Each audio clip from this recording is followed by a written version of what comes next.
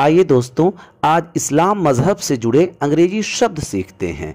देखिए, इस्लाम मज़हब को मानने वाले लोग एक महीने का रोज़ा रखते हैं। रमज़ान के महीने को इंग्लिश में the Holi month of Ramzan कहते हैं और रोज़ा को इंग्लिश में फास्ट कहते हैं। इसमें दिन भर कुछ भी खाया पिया नहीं जाता है। मुसलमान लोग हज करते हैं। हज को इंग्लिश में पिलग्रिमेज कहते हैं। पिलग्रिमेज मीन्स होता है हज। ज़िंदगी में एक बार हज करना ज़रूरी होता है और हज करने वाले को हाजी कहा जाता है। हाजी को पिलग्रिम कहते हैं। पिलग्रिम मीन्स हाजी होता है। और 5 वक्त की नमाज पढ़ना फ़र्ज होता है। नमाज को इंग्लिश में प्रेयर कहते हैं। ऐसे नमाज को सलाह भी कहते हैं। अरबिक वर्ड है सलाह, हालांकि अमेरिकन लैंग्वेज और ब्रिटिश लैंग्वेज में भी सलाह बोला जाता है। और नमाज में सजदा किया जाता है। सजदा को इंग्लिश में प्रोस्ट्रेशन बोलते हैं। प्रोस्ट्रेशन मीन्स होता है सजदा। नमाज के बाद दुआ मांगी जाती है। दुआ को इंग्लिश में सप्लिकेशन बोलते हैं। सप्लिकेशन मीन्स दुआ। नमाज के दौरान सजदे से पहले रुकू जाया जाता है। रुकू को इंग्लिश में बो डाउन बोलते हैं। बो डाउन मीन्स होता है रुकू। देखिए, इस्लाम मजहब में हराम और हलाल का बहुत ध्यान दिया जाता है। हराम चीज़ों से दूरी बनाने के लिए कहा गया, हराम चीज़ों को मना किया गया है। हराम को इंग्लिश में फॉरबिडन कहते हैं। फॉरबिडन मीन्स होता है हराम। और हलाल को परमिटेड कहा गया है। परमिटेड मीन्स हलाल। हलाल चीज़ें ही इस्तेमाल करें, हलाल चीज़ें ही खाएं। और रसूल या नबी को इंग्लिश में प्रॉफिट कहते हैं। प्रॉफिट मीन्स रसूल या नबी।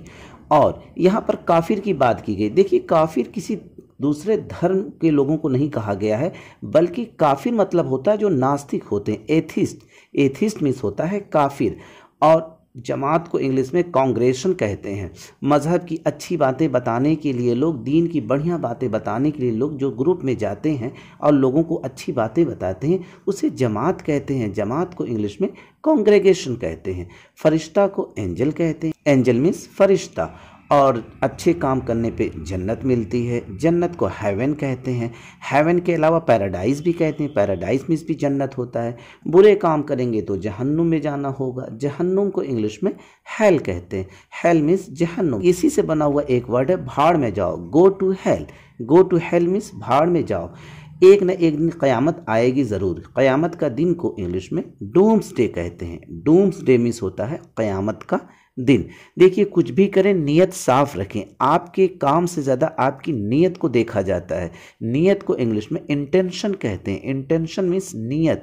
तौहीद को मोनोथिज्म कहते हैं। मोनोथिज्म मीन्स तौहीद। और ज़कात भी दिया जाता है। ज़कात देना बहुत ज़रूरी है। ज़कात को चैरिटी कहते हैं। चैरिटी मीन्स होता है ज़कात, और ज़कात देना को पे चैरिटी। पे चैरिटी मीन्स ज़कात देना। कुछ चीज़ें फ़र्ज हैं, जैसे नमाज पढ़ना फ़र्ज है। फ़र्ज को मैंडेटरी कहते हैं। मैंडेटरी मीन्स फ़र्ज। और वाजिब को इम्पेरेटिव कहते हैं। इम्पेरेटिव मीन्स होता है वाजिब। और वली को सेंट या सेज कहते हैं। सेंट या सेज मीन्स होता है वली। आयात को वर्स कहते हैं। कुरान जो पढ़ते हैं उन्हें पता है आयात किसे कहते हैं। आयात को वर्स कहते हैं। और मग़फ़िरत को सैल्वेशन। Salvation means मग़फ़िरत। गुनाह से बचना चाहिए, गुनाह नहीं करना चाहिए। गुनाह को सिन कहते हैं। सिन मीन्स गुनाह, और गुनाह करने वाले को गुनाहगार। गुनाहगार को इंग्लिश में सिनर कहते हैं। सिनर मीन्स होता है गुनाहगार। कोशिश करें गुनाहों से बचें और नेक काम करें। नेक को इंग्लिश में नोबल कहते हैं। नोबल मीन्स होता है नेक। इस तरह से ढेरों वर्ड्स हैं इस्लाम से जुड़े हुए। अगर दोस्तों आपको दूसरे भी कोई ऐसे वर्ड्स जो इस्लाम से जुड़े हुए हैं उनकी इंग्लिश जानना है तो आप हमें कमेंट करके ज़रूर बताएं। शुक्रिया दोस्तों।